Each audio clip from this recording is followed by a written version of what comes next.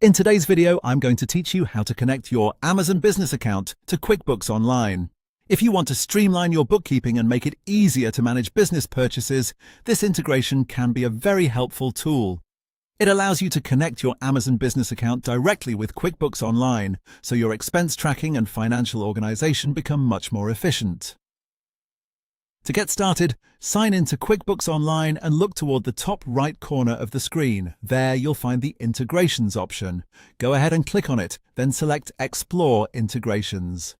This area is where QuickBooks lists available apps and services that can connect with your account, so it's the right place to begin whenever you want to add a new business tool.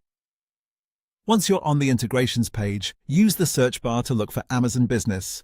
Typing it in should quickly bring up the correct app. When you see it, select it to open the app page. On this page, you'll be able to review an overview of the integration and its main features. Take a moment to read through this section so you understand what the connection does and how it can support your workflow inside QuickBooks Online. When you're ready to move forward, click the Connect button at the top right of the app page.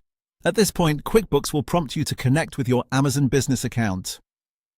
This is the stage where the two platforms begin linking together. From here, the setup will guide you through the remaining connection process.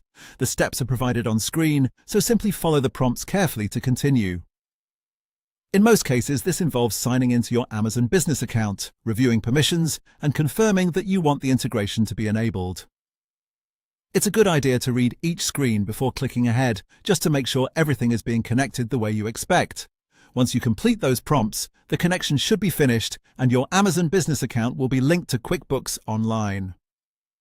After that, you can start using the integration as intended and take advantage of the added convenience it offers for managing your business finances. And that's all there is to it. Thanks for watching, and I'll see you in the next video.